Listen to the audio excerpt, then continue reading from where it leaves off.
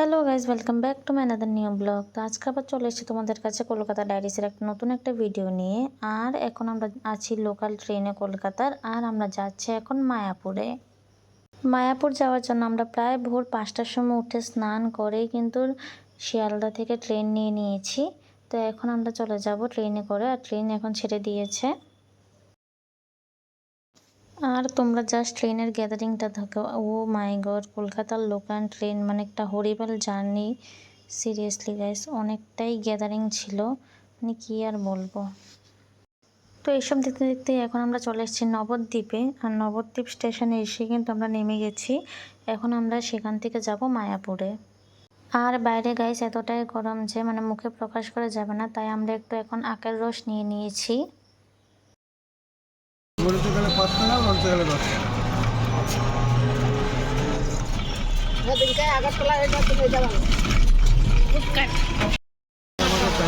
তো গাইস আমরা এখন নবদ্বীপ থেকে যাচ্ছি মায়াপুর। আগে মায়াপুরটা ঘুরবো, তারপর আসার সময় নবদ্বীপটা ঘুরে আবার রিটার্ন ট্রেনে করে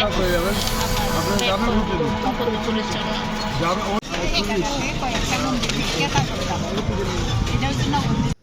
এখন আমরা আছি নবদ্বীপের ফেরিঘাটে, আর এই ফেরিঘাট থেকেই কিন্তু আমরা লঞ্চে করে যাব মায়াপুরে।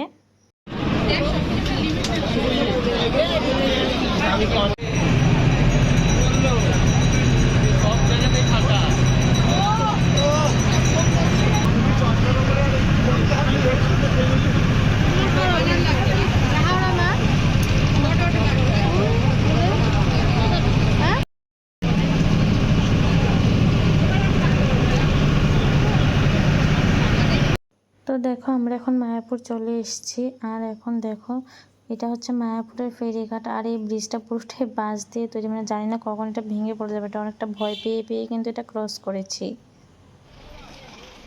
আর এইটা হচ্ছে মেন গেট, আর এই জায়গা থেকেই কিন্তু আমরা এবার একটা টোটো নিয়ে নিয়েছি, আর টোটো করে কিন্তু যে ইস্কন মেন মন্দিরটা আছে ওইটাতে গেছি।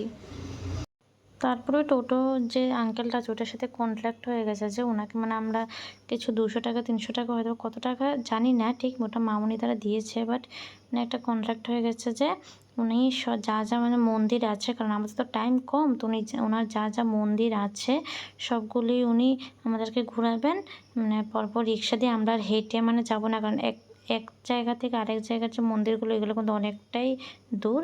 তো তারপর আমরা এবার মামার বাড়ি, মাসির বাড়ি, তারপর কি বলে যে রাধাকৃষ্ণ যেখানে থাকতো, বা কুঞ্জ রাধাকুণ্ড, শ্যামকুণ্ড, বা যা যাই আছে সবগুলোই কিন্তু ওনারা মানে উনি দেখিয়ে দেবেন। তো সেইভাবেই কিন্তু আমরা দেখেছি।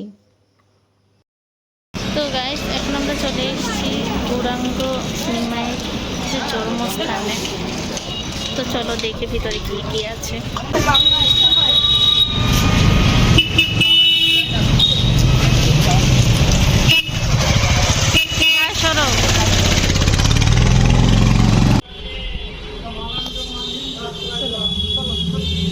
তারপর আমরা আস্তে আস্তে প্রায় 12:30 বেজে গেছে, আর 12:30টার সময় কিন্তু সবগুলো মন্দিরে বন্ধ হয়ে যায়।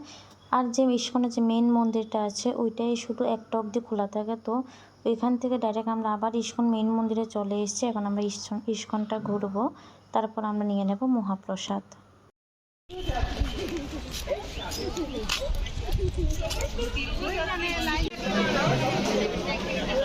টিকিট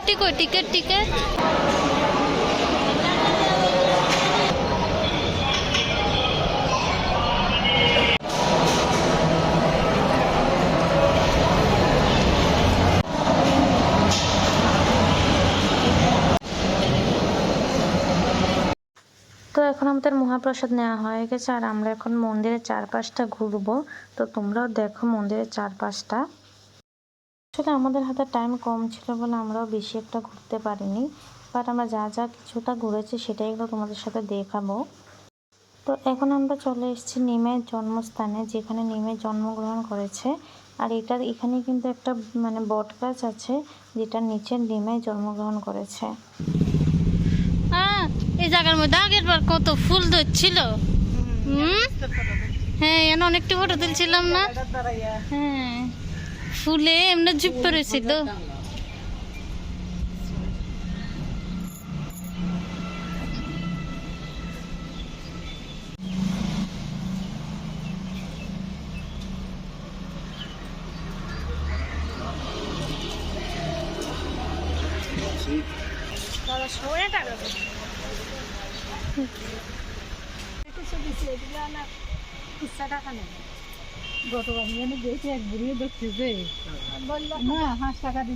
আর গাইস এটাই সেই শ্যামকুণ্ড যেখানে শ্রীকৃষ্ণ এসে এখানে স্নান করতো।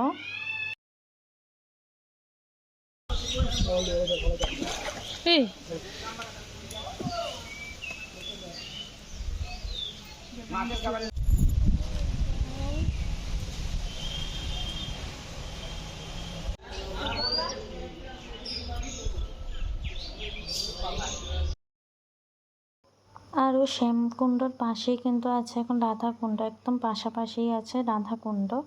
তো আমরা এখন এই রাধাকুণ্ড সামনেই আছি।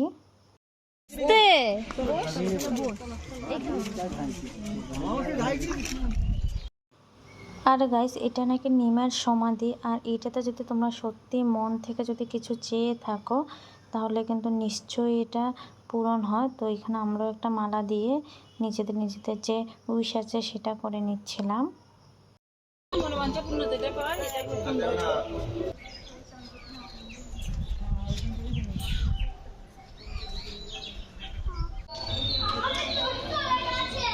গোবর্ধন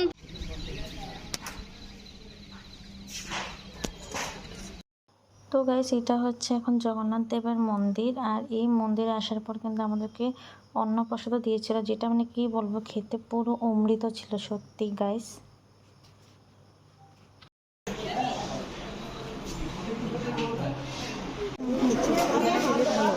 আমি কথাটা কই দেখি হচ্ছে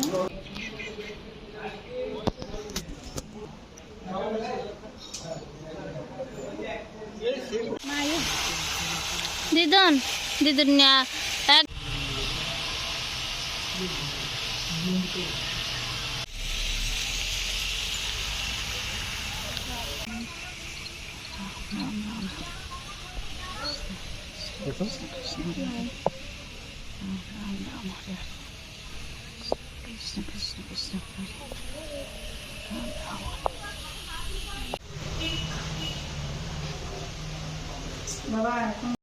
আর এই সেই বট গাছ যেখানে নিমের জন্ম হয়েছিল।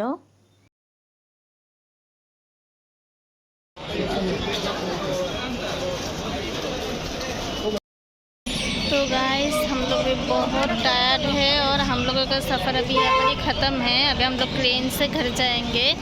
तो मैं भी यहाँ पर ही वीडियो एंड करती हूँ क्योंकि मेरा भी मोबाइल का चार्ज बहुत कम है। तो आप लोगों को ये वीडियो कैसा लगा ज़रूर कमेंट करके बताइएगा।